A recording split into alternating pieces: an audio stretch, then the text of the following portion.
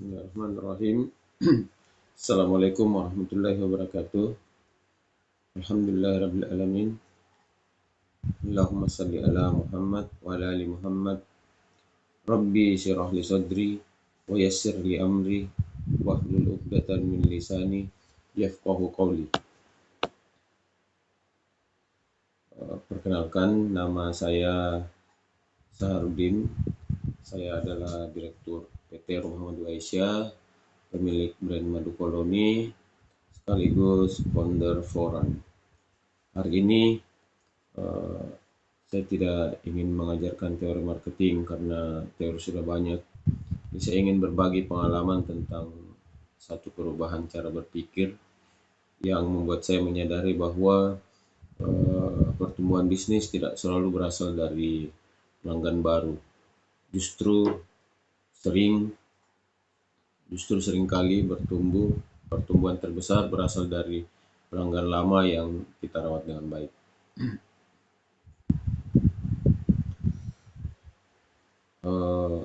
Marketing existing customer. Kalau saya bertanya, apa pekerjaan marketing? Sebagian besar kita akan menjawab mencari pelanggan, mencari closing, menambah omset.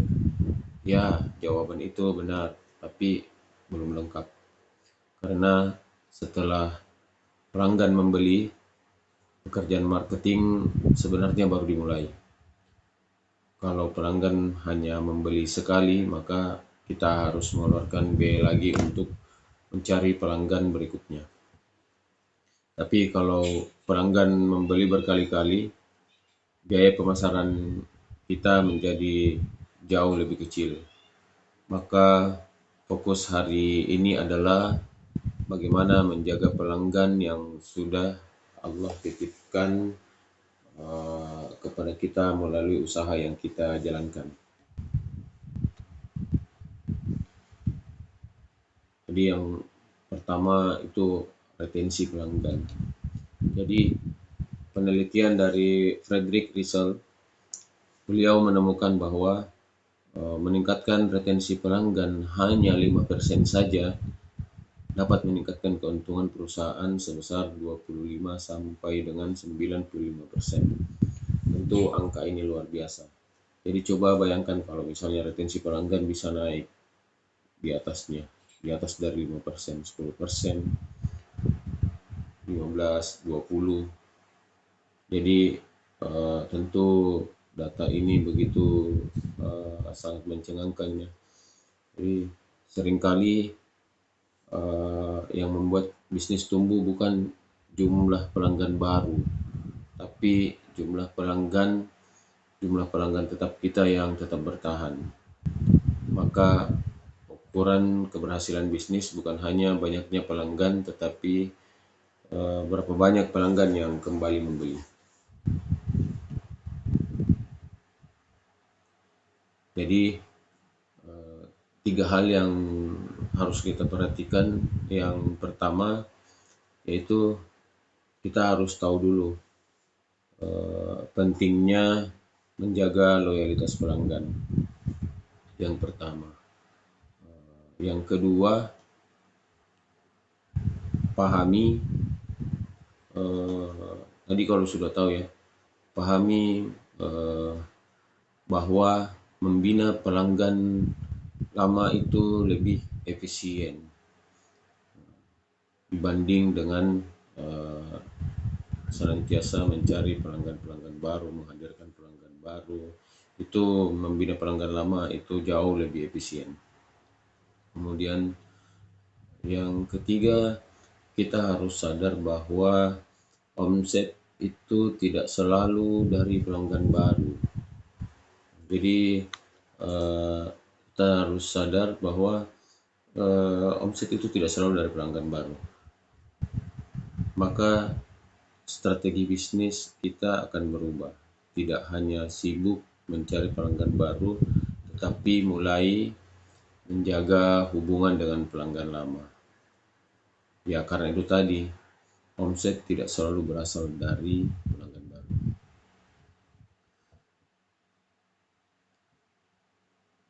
Kemudian framework pertama yaitu repeat order. Target pertama adalah bagaimana pelanggan membeli lagi setelah pelanggan menerima produk kita. Tentunya setelah pelanggan menerima produk, jangan hilang.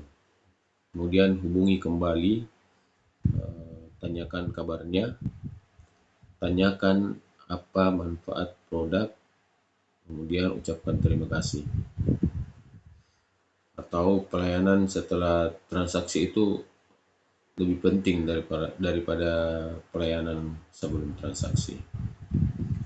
Dengan memberikan wow service, kemudian menghubungi customer secara berkala, itu di framework yang pertama. Kemudian yang framework yang kedua, number of transaction.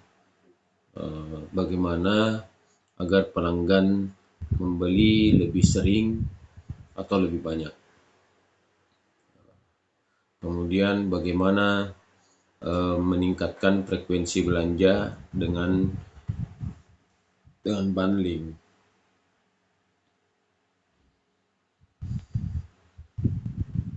Kemudian framework yang ketiga yaitu referensi. Bagaimana agar pelanggan kita ikut mereferensikan, bisa melalui membangun program referral atau reward.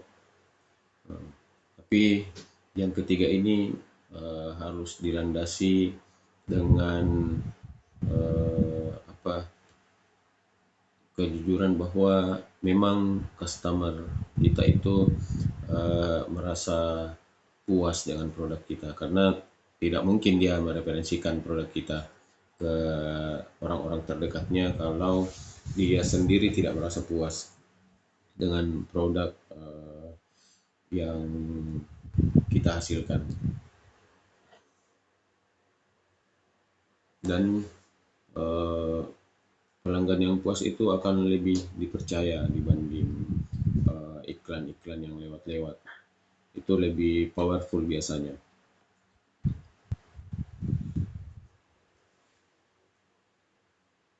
Kemudian kita sedikit membedah bagaimana supaya kembali ke poin pertama, yaitu di repeat order. Bagaimana supaya pelanggan itu membeli lagi. Tentunya bisa kita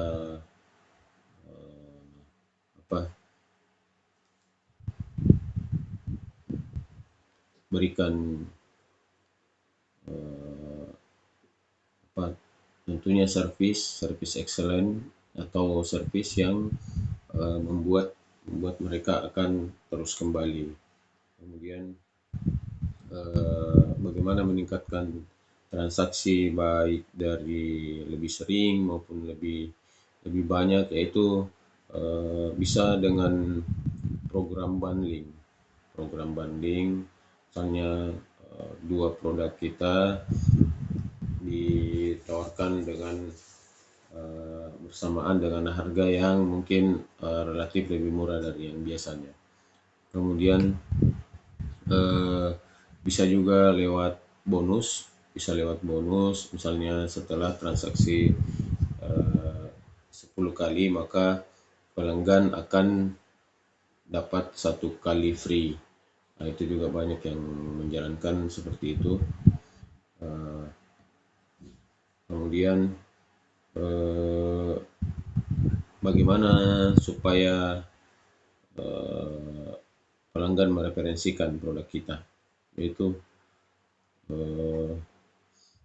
bisa dibuatkan program referral, misalnya ada komisi dari setiap komisi penjualan dari setiap apa yang direferensikan, contoh ya. Tapi kadang juga pelanggan kita dengan jujur karena merasa puas dengan produk kita, jadi kadang tidak selamanya juga mereka minta komisi dari situ, dari kerelaan hatinya untuk mereferensikan karena merasa puas dengan produk yang kita hasilkan. Kemudian untuk kali ini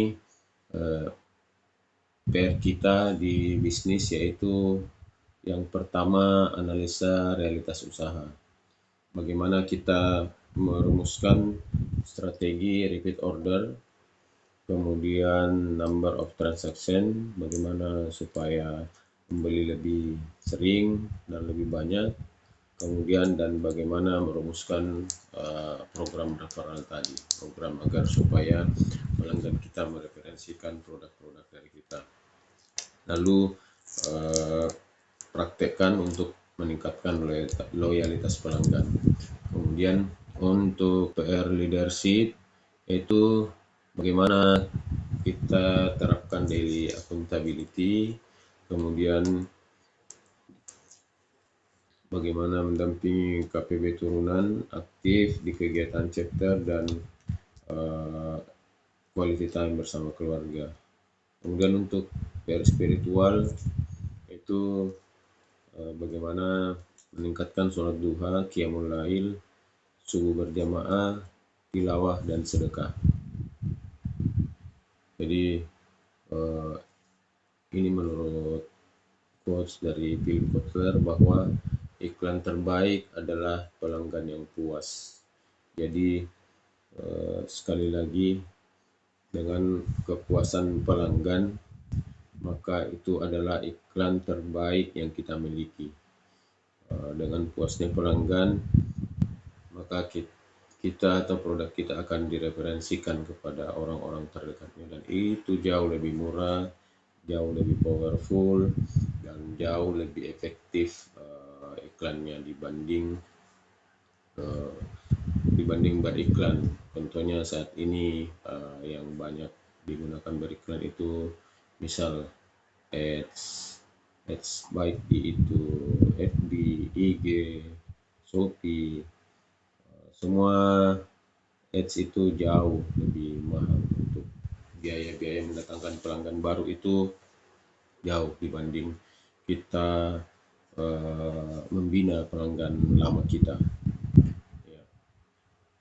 Bapak Ibu yang saya hormati, saya ingin menutup dengan satu kalimat, bisnis yang besar bukan dibangun dari pelanggan yang banyak, tapi dibangun dari pelanggan yang terus kembali, karena pelanggan yang kembali membeli akan menghasilkan transaksi. Transaksi menghasilkan keuntungan yang halal dan berkah. Insya Allah akan membawa manfaat yang lebih luas. Mari kita mulai dari bisnis kita masing-masing. Mulai hari ini, jangan hanya mengejar pelanggan baru, jagalah pelanggan yang sudah ada sebelumnya, yang sudah Allah kirimkan melalui usaha-usaha kita. Semoga Allah memberkahi usaha kita, melapangkan rezeki kita, menjadikan bisnis kita bermanfaat bagi umat. Amin ya rabbal alamin. Mari kita tutup majelis ini dengan membaca doa kafaratul majelis. Subhanakallahumma wa bihamdik, asyhadu an la ilaha illa anta, astaghfiruka wa atubu ilaik. Assalamualaikum warahmatullahi wabarakatuh.